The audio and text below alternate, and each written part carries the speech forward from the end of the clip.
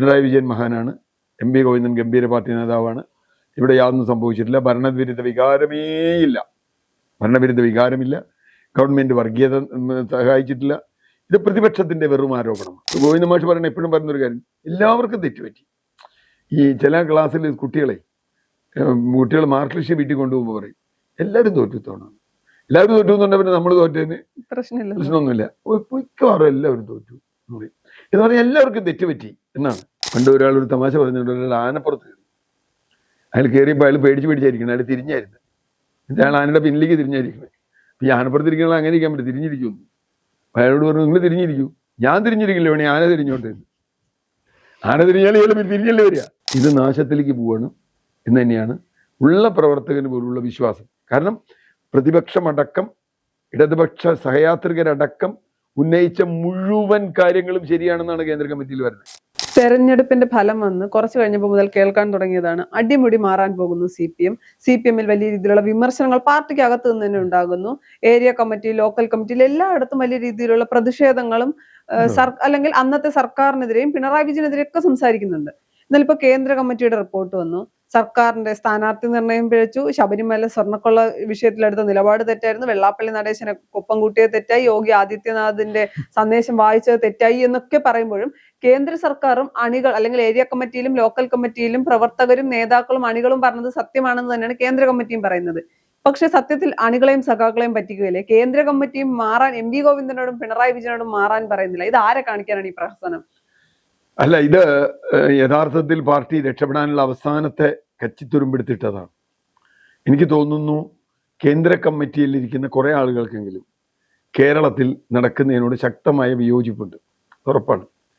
ഇവിടെ താഴെത്തട്ടിൽ നിന്ന് വലിയ തലത്തിൽ ചർച്ച നടത്തി, ജില്ല, ഏരിയ, ലോക്കലൊക്കെ നടത്തി വലിയ റിപ്പോർട്ടുണ്ടാക്കി. ആ റിപ്പോർട്ട് സംസ്ഥാന കമ്മിറ്റി കൊണ്ടുവന്നപ്പോൾ അവർ വലിച്ചേറി കളഞ്ഞു. സംസ്ഥാന കമ്മിറ്റിയിൽ സംസ്ഥാന സെക്രട്ടേറിയറ്റ് ആ റിപ്പോർട്ട് ഒക്കെ തള്ളി. പിണറായി വിജയൻ മഹാനാണ്, എം വി ഗോവിന്ദൻ ഗംഭീര പാർട്ടി നേതാവാണ്. ഇവിടെ യാതൊന്നും സംഭവിച്ചിട്ടില്ല. ഭരണവിരുദ്ധ വികാരമേയില്ല. ഭരണവിരുദ്ധ വികാരമില്ല. ഗവൺമെന്റ് വർഗീയത സഹായിച്ചിട്ടില്ല. ഇത് പ്രതിപക്ഷത്തിന്റെ വെറും ആരോപണമാണ്. കാരണം പ്രതിപക്ഷവും കേരളത്തിലെ ഇടതുപക്ഷത്തെ സ്നേഹിക്കുന്ന ആളുകൾ പോലും ഉന്നയിച്ച വിമർശനങ്ങൾ, ഒന്ന് ഞാനല്ലാതെ മറ്റാരുണ്ട് എന്ന് ചോദിച്ചതടക്കം, അത് ജനാധിപത്യ വിരുദ്ധമാണ് എന്ന് പലരും പറഞ്ഞിട്ടുണ്ട്. ഇടതുപക്ഷത്തെ സ്നേഹിക്കുന്ന ആളുകൾ തന്നെ പറഞ്ഞിട്ടുണ്ട് അങ്ങനെ പറയാൻ പാടില്ല. പക്ഷെ പിന്നെ അതൊക്കെ പറഞ്ഞത് ഇലക്ഷൻ കഴിഞ്ഞിട്ടാണ് പാർട്ടിക്കാർ പറഞ്ഞത്. അതവിടെ നിൽക്കട്ടെ. അതുപോലെ വെള്ളാപ്പള്ളി നടേശന്റെ വിഷയം എത്ര തവണ നമ്മൾ തന്നെ ഓരോരുത്തരായിട്ട് ആവർത്തിക്കപ്പെട്ടിട്ടുണ്ട്. യോഗി ആദിത്യനാഥിന്റെ വിഷയം, ശബരിമല സ്വർണ്ണക്കൊള്ള, ഇതിങ്ങനെ ഇനി പറയാത്ത കാര്യങ്ങളില്ല. ഈ കാര്യങ്ങളൊക്കെ PM ശ്രീ ഒപ്പിട്ടത്, ആരും അറിയാതെ ഒപ്പിട്ടത്, അങ്ങനെ നിരവധി കാര്യങ്ങൾ. അതുപോലെ അജിത് കുമാറിനെ സംരക്ഷിച്ചതുമായി ബന്ധപ്പെട്ടത്, വീണ വിജയനെതിരായിട്ടുള്ള ഇത് വന്നത്, കേസുകൾ വന്നത്, മാസപ്പടി വിവാദം വന്നത്, ഇതൊക്കെ വലിയ തോതിൽ ഇതിനെ തെറ്റായി ഗവൺമെന്റിനെതിരായ വികാരമായി ജനങ്ങൾ ഇവർ ഉപയോഗിച്ചിട്ടുണ്ട്. പ്രതിപക്ഷം സ്വാഭാവികമായി അത് ഉപയോഗിക്കുമല്ലോ, പ്രതിപക്ഷത്തിന്റെ റോളാണ്. പക്ഷേ എന്നിട്ടും അതൊക്കെ മാറ്റിവെച്ച് കേന്ദ്രത്തിന് കൊടുത്ത റിപ്പോർട്ട് എന്ന് പറയുന്നത് മൂടിപ്പൊതിഞ്ഞ് എന്തെങ്കിലും ചെറിയൊരു തെറ്റ് ലോക്കൽ കമ്മിറ്റിയിൽ, ഞാൻ ഗോവിന്ദ മാഷ് പറയുന്ന എപ്പോഴും പറയുന്നൊരു കാര്യം, എല്ലാവർക്കും തെറ്റുപറ്റി. ഈ ചില ക്ലാസ്സിൽ കുട്ടികൾ മാർക്ക് ലിസ്റ്റ് വീട്ടിൽ കൊണ്ടുപോകുമ്പോൾ പറയും എല്ലാവരും തോറ്റുത്തോണാണ്. എല്ലാവരും തോറ്റു എന്ന് പറഞ്ഞാൽ നമ്മൾ തോറ്റതിന് പ്രശ്നമൊന്നുമില്ല, മിക്കവാറും എല്ലാവരും തോറ്റു എന്ന് പറയും. എന്ന് പറഞ്ഞാൽ എല്ലാവർക്കും തെറ്റുപറ്റി എന്നാണ്. അങ്ങനെ എല്ലാവർക്കും തെറ്റുപറ്റിയതാണോ സത്യത്തിൽ ഈ കഴിഞ്ഞ തെരഞ്ഞെടുപ്പിൽ LDF-നുണ്ടായ പരാജയം? അല്ല, നേതൃത്വത്തിന് തെറ്റുപറ്റിയതാണ് എന്ന് ഒരു പരിധിവരെ കേന്ദ്ര കമ്മിറ്റിയുടെ ഇപ്പൊ പുറത്തുവിട്ട റിപ്പോർട്ടിലുണ്ട്. പക്ഷെ കേന്ദ്ര കമ്മിറ്റിക്ക് പറയാനുള്ള ധൈര്യമില്ല നേതൃത്വം മാറണം. പിണറായി വിജയൻ ഇപ്പോഴും പ്രതിപക്ഷ നേതാവാണ്, വേറെ ആളെ കണ്ടെത്താൻ അവർക്ക് കഴിയുന്നില്ല. പാർട്ടി സെക്രട്ടറിയാണ് M V Govindan. Party secretary മാറുന്നത് കോൺഗ്രസിലല്ലേ എന്നാണ് ഇപ്പോൾ വാദം. കോൺഗ്രസും കമ്മ്യൂണിസ്റ്റും ഒന്നും ഉണ്ടാവില്ല അത് കഴിയുമ്പോഴേക്കും, അതാണ് പ്രശ്നം. പാർട്ടി കോൺഗ്രസിലൊന്നും ഉണ്ടാവാൻ വഴിയില്ല, കാരണം അവിടേക്കൊന്നും എത്തുമെന്ന് തോന്നുന്നില്ല. അമ്മാതിരിയാണ് ഇതിന്റെ പോക്ക്. അപ്പോൾ എന്തായാലും കേന്ദ്ര കമ്മിറ്റി റിപ്പോർട്ട് ഇപ്പോൾ പുറത്തുവിട്ടത് എനിക്ക് തോന്നുന്നു ഒരു സമ്മർദ്ദം, തൽക്കാലം ഒരു സമ്മർദ്ദം കുറയ്ക്കാനാണ്. സമ്മർദ്ദം എങ്ങനെ കുറയുക, അതാണ് ചോദ്യം. ഈ കേന്ദ്ര കമ്മിറ്റി റിപ്പോർട്ട് തലയ്ക്ക് വെളിവുള്ളവർ ആര് വായിച്ചാലും പെട്ടെന്ന് മനസ്സിലാവും ഇതിന്റെ മുഴുവൻ ഉത്തരവാദിത്വം. ഇപ്പൊ നേരത്തെ പറഞ്ഞ മുഴുവൻ കാര്യങ്ങൾ, തെരഞ്ഞെടുപ്പിന്റെ മുദ്രാവാക്യം മുതൽ താഴോട്ട് ഇങ്ങോട്ട് വന്നാൽ അതിന്റെ പ്രചരണ രീതി, ജീവൻ രക്ഷാപ്രവർത്തനങ്ങൾ, അങ്ങനെ അങ്ങ് തുടങ്ങി വെള്ളാപ്പള്ളിയെ നിരന്തരം യോഗി ആദിത്യനാഥ്, ശബരിമല സംഗമം, അയ്യപ്പ കൊള്ള, ഇതൊക്കെ നമ്മൾ കാണുന്നതാണ്. ഇതിലൊന്നും സാധാരണ ലോക്കൽ കമ്മിറ്റിക്ക് വല്ല പങ്കുണ്ടോ? ഇല്ല. ജില്ലാ കമ്മിറ്റിക്ക് പങ്കുണ്ടോ? ഇല്ല. ഈ സ്ഥാനാർത്ഥി നിർണയം വന്നാൽ, സ്ഥാനാർത്ഥി നിർണയത്തിന്റെ കണ്ണൂരിലെ സ്ഥാനാർത്ഥി നിർണയം പ്രധാനമായി ചർച്ച ചെയ്തു. ടി കെ ഗോവിന്ദന്റെ പത്രസമ്മേളനം, ആദ്യത്തെ പത്രസമ്മേളനത്തിൽ തന്നെ പറഞ്ഞൊരു കാര്യമുണ്ട്. അദ്ദേഹം പാർട്ടി വിട്ട് പോകുന്നതിന് മുമ്പ് നടത്തിയൊരു പത്രസമ്മേളനം. അദ്ദേഹം പറഞ്ഞൊരു കാര്യമുണ്ട്. ജില്ലാ കമ്മിറ്റി നിർദ്ദേശിച്ച 3 പേരുകൾ, ആ ജില്ലാ കമ്മിറ്റി, നിയോജക മണ്ഡലം കമ്മിറ്റി, ജില്ലാ സെക്രട്ടേറിയറ്റ് നിർദ്ദേശിച്ച 3 പേരുകൾ തിരുവനന്തപുരത്ത് എത്തിക്കുമ്പോഴും 2 പേര് കുറഞ്ഞു പോകുന്നു. ഒരു പേരാവുന്നു, ഒരേ ഒരു പേരാവുന്നു. അതെന്തുകൊണ്ടാണ്? അത് ആർക്ക് പറ്റിയ തെറ്റാ? അത് ഈ വഴിയിൽ നിൽക്കുന്ന ആൾക്ക് വേണ്ടിയല്ലല്ലോ, പാർട്ടി സെക്രട്ടറിയുടെ ഭാര്യയ്ക്ക് വേണ്ടിയല്ലേ അങ്ങനെ ഒരു പേര് കൊഴിഞ്ഞു പോയത്. എന്തിനാ സംഭവിച്ചത്? പയ്യന്നൂർ വിവാദം. പയ്യന്നൂർ വിവാദത്തിൽ ആർക്കാ തെറ്റുപറ്റിയത്? ജില്ലാ കമ്മിറ്റിക്കല്ല. ജില്ലാ കമ്മിറ്റി തെറ്റ് ചെയ്തിട്ടുണ്ടെങ്കിൽ തന്നെ ആരാ നോക്കേണ്ടത്? ഇത്രയും വലിയ ചർച്ചയായപ്പോ രാകേഷിനെ പോലെയുള്ള മരമണ്ടന്മാർ പറഞ്ഞ മണ്ടത്തരം മുഴുവൻ ജനം വിശ്വസിച്ചില്ലല്ലോ, പാർട്ടിക്കാർ വിശ്വസിച്ചില്ലല്ലോ. നമ്മൾ വിശ്വസിക്കില്ല. ബഹുജനം പൊതുജനം എന്നൊക്കെ പറഞ്ഞ് ആ കൺഫ്യൂസ്ഡ് ആക്കിയില്ലേ. എന്നിട്ട് എന്തുണ്ടായി? ആ പയ്യന്നൂർ പോലൊരു മണ്ഡലത്തിൽ ദയനീയമായി മധുസൂദൻ എന്ന സ്ഥാനാർത്ഥി പരാജയപ്പെടുന്നു. ഇതിനു മുമ്പ് നമ്മൾ കേട്ടിട്ടില്ലാത്ത കുഞ്ഞികൃഷ്ണൻ ജയിക്കുന്നു. അപ്പോൾ എന്തുകൊണ്ടാണ് സംഭവിച്ചത്? ഇത് ആരുടെ തെറ്റാ? ഇത് പയ്യന്നൂർ ലോക്കൽ കമ്മിറ്റിയുടെ തെറ്റാണ്. അതോ ഈവൻ ജില്ലാ കമ്മിറ്റിയുടെ തെറ്റ് പോലും അല്ല. എന്ന് പറഞ്ഞാൽ മുഴുവൻ തെറ്റുകളും നടത്തിയത് സംസ്ഥാന നേതൃത്വമാണ്, മുഖ്യമന്ത്രിയും പാർട്ടി സെക്രട്ടറിയുമാണ്. തിരുവാതിര കളിച്ചപ്പോൾ കൈയടിച്ചവരാണ്, നേതാക്കളാണ്, അണികൾക്കില്ല. അണികളെ സംബന്ധിച്ചിടത്തോളം ഈ പാർട്ടിയുടെ ഒരു ഘടന, അതിനെതിരെ എന്തെങ്കിലും പറഞ്ഞാൽ അവർ പുറത്തു പോകും, അല്ലെങ്കിൽ മാഷാള്ള സ്റ്റിക്കർ വരും. അപ്പൊ അതും പറയാൻ പറ്റില്ല. സുധാകരനെ എത്ര ചാൻസ് കിട്ടിയിരുന്നു മുഖ്യമന്ത്രിക്ക് സുധാകരനെ ഒന്ന് കാണാൻ? കണ്ടാൽ തീരാവുന്ന പ്രശ്നമേ ഉണ്ടായിരുന്നുള്ളൂ.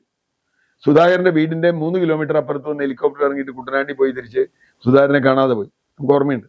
സുധാകരനോട് പത്രക്കാരൻ മുഴുവൻ നിൽക്കുന്നു. അപ്പൊ ഇവരെന്താ പറഞ്ഞു?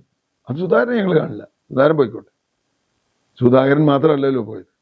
മാത്രമല്ല, അടിമുട്ടി VS എന്ന് പറയുന്ന അവരോടെടുത്ത സമീപനം, VSന്റെ മരണവുമായി ബന്ധപ്പെട്ട് എടുത്ത സമീപനങ്ങൾ, കോടിയേരി ബാലകൃഷ്ണന്റെ മകനുമായി ബന്ധപ്പെട്ടെടുത്ത മകനുമായതും കോടിയേരിയുടെ മരണവുമായി ബന്ധപ്പെട്ടെടുത്ത വിഷയങ്ങൾ, ഇതൊക്കെ പാർട്ടിക്കുള്ളിൽ വലിയ തോതിൽ സംഘർഷമുണ്ടാക്കി ആളുകളുടെ ഉള്ളിൽ.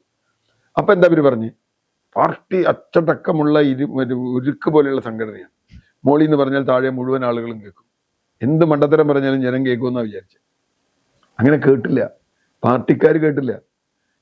നമുക്ക് ഉറപ്പാണല്ലോ പയ്യന്നൂരിൽ പാർട്ടിക്കാർ മാറി വോട്ട് ചെയ്തില്ലെങ്കിൽ കുഞ്ഞികൃഷ്ണൻ ജയിക്കില്ല എന്ന്. പാർട്ടിക്കാർ വെറുതെ പോയി വോട്ട് ചെയ്താൽ ഒരു 50,000 വോട്ടിന് ജയിക്കുന്ന സ്ഥലമാണ്. അവിടെയാണ് കുഞ്ഞികൃഷ്ണൻ ഈ മധുവിനെ തോൽപ്പിക്കുന്നത്. അപ്പൊ പാർട്ടിക്കാരെ പോലും വിശ്വാസത്തിലെടുക്കാൻ കഴിയാത്ത ഒരു നേതൃത്വമാണ് ഇവിടെ ഉള്ളത് എന്ന് ബോധ്യപ്പെടുത്താതെ വേറെ ഇപ്പോൾ കഥയൊക്കെ പറഞ്ഞിട്ട് വല്ല കാര്യമുണ്ടോ? സതീശനെ വിമർശിച്ചിട്ടോ വേറെ ആരെങ്കിലും വിമർശിച്ചിട്ടോ വല്ല കാര്യമുണ്ടോ? ഇപ്പൊ ഈ യോഗി ആദിത്യനാഥിന്റെ ഇത് വായിച്ചത് മുഖ്യമന്ത്രി ആ വേദിയിലില്ലേ? മുഖ്യമന്ത്രി പറയണ്ടേ വായിക്കരുത്, നിർത്തണ്ടേ? MP ഗോവിന്ദൻ പറയണ്ടേ നിർത്ത്? അല്ല, അതേ വേദിയിലാണല്ലോ വെള്ളാപ്പള്ളി നടേശനെ സ്വന്തം കാലം കൊണ്ടുവന്നു. വെള്ളാപ്പള്ളി നടേശനെ കൊണ്ടുവന്നു മാത്രമല്ല, വെള്ളാപ്പള്ളി നടേശന് ഇല്ലാത്ത തെറി മുഴുവൻ നാട്ടുകാർ. അതേപോലെ സജി ചെറിയാമ്മ എപ്പോഴെങ്കിലും ഒരു തിരുത്ത് ഇങ്ങനെ എല്ലടോ പറയണ്ടേ എന്ന് പറയാനുള്ള തന്നെ ഇടം ഉണ്ടായോ? അപ്പോൾ സ്ഥാനാർത്ഥി നിർണയം അടക്കം, ഇപ്പൊ ശൈലജ ടീച്ചറെ മാറ്റിയതൊക്കെ അടക്കം വലിയ തോതിൽ നേതൃത്വത്തിന് ഗുരുതരമായ പിഴവുണ്ടായിരിക്കുന്നു. പക്ഷെ നേതൃത്വം മാറില്ല എന്ന് പറഞ്ഞാൽ അതിൻ്റെ അർത്ഥം എന്താ? ജനങ്ങളെ കൊഞ്ഞനം കുത്തി കാണിക്കുന്ന പോലെയല്ലേ? സാധാരണ ലോക്കൽ കമ്മിറ്റിക്കാരന് നെഞ്ചു കീറൂലേ? ഈ ജീവിതം മുഴുവൻ ഈ പാർട്ടിക്ക് വേണ്ടി ജീവിച്ച ആളുകൾക്ക് ഒരു വരുമാനവും ഒരു ലാഭവും തിരിച്ചു കിട്ടാതെ. പക്ഷേ ഉണ്ട്, പാർട്ടിയുടെ ഈ ഇത്തിക്കണ്ണികളായി പാർട്ടി മരത്തിൽ കയറിയിരിക്കുന്ന കുറെ ആളുകളുണ്ട്, കുറെ കാരണഭൂതന്റെ ശിഷ്യന്മാരുണ്ട്. ആ ശിഷ്യന്മാർ കൈയടിക്കും, മാറാൻ പറ്റില്ല എന്ന് പറയും. അതുകൊണ്ടാണ് ഇപ്പോഴും പിണറായി വിജയനെതിരെ പറയാൻ അവർക്ക് ധൈര്യമില്ലാത്തത്. അതാണ് ജനാധിപത്യത്തിൽ ഈ പാർട്ടി വരേണ്ടത്. ഇതൊന്നുമല്ല, പാർട്ടി ജനാധിപത്യവൽക്കരിക്കാൻ വേണ്ടത്. ഇപ്പൊ കോൺഗ്രസിനെ നിങ്ങൾ എങ്ങനെ വിമർശിച്ചു? കോൺഗ്രസിൽ അയാൾ പറയും, ഇയാൾ പറയും, സുധാകരൻ പറയും, മറ്റേയാൾ പറയും, ഒക്കെ ഉണ്ട്. പക്ഷെ കോൺഗ്രസിൽ സ്ഥാനാർത്ഥി നിർണയത്തിൽ അടി ഉണ്ടായിട്ടും കോൺഗ്രസിന് അത് റിസൾട്ടിനെ ബാധിച്ചില്ല. നിങ്ങൾ ആലോചിച്ചു, മുഖ്യമന്ത്രി സ്ഥാനാർത്ഥിന് 10-15 ദിവസം തർക്കിച്ചു. എന്നിട്ടും കോൺഗ്രസിന് അതുകൊണ്ടൊരു കുഴപ്പമുണ്ടാവില്ല. കാരണം എന്താ, അത് ഞാൻ കാണുന്നത് അതിനകത്തൊരു ജനാധിപത്യമുണ്ട്. കുറച്ചധികം ജനാധിപത്യത്തിൽ കൂടിയെന്ന് വേണമെങ്കിൽ പറയാം. പക്ഷെ ജനാധിപത്യം ഉണ്ടെന്ന് പാർട്ടികളിൽ. ജനാധിപത്യ വ്യവസ്ഥയിൽ പ്രവർത്തിക്കുന്ന ഒരു പാർട്ടിയിൽ ആദ്യം വേണ്ടത് ജനാധിപത്യമാണ്. ഇവർ പറയുന്ന കേന്ദ്രീകൃത ജനാധിപത്യം, വിമർശനം, സ്വയം വിമർശനം, ഇതിനും ഉപയോഗിക്കട്ടെ. ഇപ്പോൾ വിപുലീകൃത സ്റ്റേറ്റ് കമ്മിറ്റി വിളിക്കാൻ പോകും. ഇതിനുമുമ്പ് ഒരു പ്ലീനങ്ങൾ വിളിച്ചിട്ടുണ്ടല്ലോ ഇവിടെ. എത്ര പ്ലീനം വിളിച്ചിട്ടുണ്ട്, എത്ര തെറ്റിരുത്തൽ രേഖ വന്നിട്ടുണ്ട് ഈ പാർട്ടിക്ക്. ഏത് തെറ്റെങ്കിലും തിരുത്തിയോ? ജനങ്ങളോട് നന്നായി പെരുമാറണം, തെരഞ്ഞെടുപ്പ് വരുമ്പോൾ ജനങ്ങളോട് നന്നായി പെരുമാറണം. അത് കഴിഞ്ഞാൽ പിന്നെ ജയിച്ചു കഴിഞ്ഞാൽ ജനങ്ങളോട് കിട്ടുക. അതുകൊണ്ട് ഒരു തിരുത്തും ഇവർ നടത്തില്ല എന്നുള്ളത് വീണ്ടും പ്രഖ്യാപിക്കുകയാണ്. ഞങ്ങളൊരു തിരുത്തിനും തയ്യാറല്ല, വേണമെങ്കിൽ നിങ്ങൾ തിരുത്തിക്കോ എന്നാണ്. പണ്ട് ഒരാളൊരു തമാശ പറഞ്ഞിട്ടുണ്ട്. ഒരാൾ ആനപ്പുറത്ത് കയറി, അയാൾ കയറിയപ്പോൾ അയാൾ പേടിച്ചായിരിക്കണം, അയാൾ തിരിഞ്ഞായിരുന്നു. എന്നിട്ട് അയാൾ ആനയുടെ പിന്നിലേക്ക് തിരിഞ്ഞായിരിക്കണേ. ഈ ആനപ്പുറത്തിരിക്കണ അങ്ങനെ ഇരിക്കാൻ പറ്റും, തിരിഞ്ഞിരിക്കുന്നു. അയാളോട് പറഞ്ഞു, നിങ്ങൾ തിരിഞ്ഞിരിക്കൂ. ഞാൻ തിരിഞ്ഞിരിക്കില്ല, വേണേ ആന തിരിഞ്ഞോട്ടെ. ആന തിരിഞ്ഞാൽ ഇയാൾ തിരിഞ്ഞല്ലേ വരിക എന്ന് പറഞ്ഞ പോലെ പ്രസ്ഥാനത്തിൽ ഒരു മാറ്റവും വരുത്താൻ തയ്യാറല്ല. ഞങ്ങൾ നേതൃത്വത്തിൽ ഒരു മാറ്റവും വരുത്തുന്നില്ല. അത് ഞങ്ങളുടെ സ്വപ്നമാണ്. പിന്നെ എന്തു മാറും? കത്തിയുടെ അഴക് മാറില്ല, പിടിയും മാറില്ല, പിന്നെ ആര് മാറണം? അപ്പോൾ ഇത് പറ്റിക്കലാണെന്ന് മാത്രമല്ല, സാധാരണ പാർട്ടി പ്രവർത്തകനെ സംബന്ധിച്ചിടത്തോളം ഈ ചോദ്യം അവൻ്റെ ഉള്ളിലുണ്ടാവും.